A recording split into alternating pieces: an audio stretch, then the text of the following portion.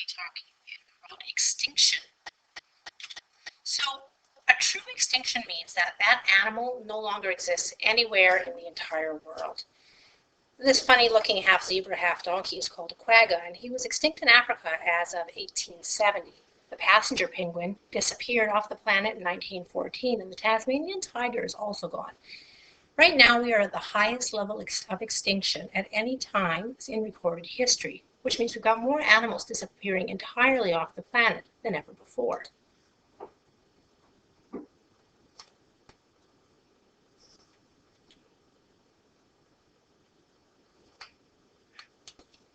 Now, there's more than one kind of extinction. Locally extinct means that that species is totally absent from certain portions of their natural range. The Iberian lynx, for example, no longer lives in parts of Portugal. There is a word for locally extinct, and that word is extirpated.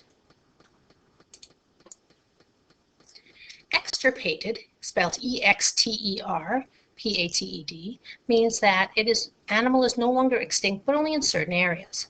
We can also have animals that are extinct in the wild, and that means that these animals now only live in zoos or in captivity. That has turned out to be one of the major functions of zoos now, is to protect animals rather than to just have them up for display, but to protect them from extinction in the wild. There are several species now of amphibians that are alive only in zoos because of a kind of fungus that has been killing them over time. So what causes extinction? Well, the biggest cause of extinction is habitat loss. The animals no longer have a place to live. Unfortunately, man's activities, including forestry, building highways, or new housing developments, takes the place where wild animals used to live. Another big problem is introduced species. Our next topic that we're going to talk about after our break is on invasive species. But adding new species to an area where they have no natural predators quite often gives these animals an advantage over the existing and native species in that area, and they can quite often push them out. The cane toad in Australia and purple loosestrife, which now grows freely across Canada, are two examples of species that have been introduced and are causing extinctions.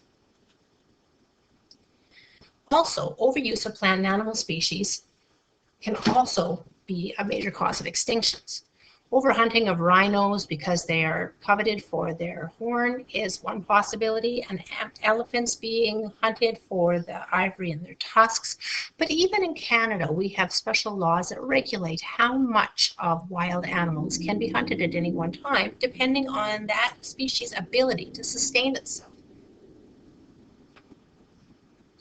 And finally, pollution. Pollution caused by soil, water, and the atmosphere can also really damage the environment and ecosystems for many animals. And of course, we can't forget global climate change. As the climate changes, this goes hand in hand with a loss of habitat, a loss of food, and a change in the environment where native species would normally want to live.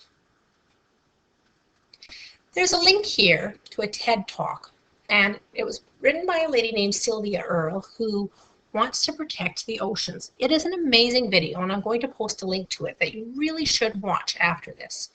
It starts off as most TED Talks with her just standing and talking, but give it a few minutes because it is actually incredibly well filmed, and I have watched this video for many years with my students. In general, kids really find it quite interesting. Please feel free to message me on the team forum so that we can discuss any questions that you might have about the Steve Earle talk after you've had a chance to watch it.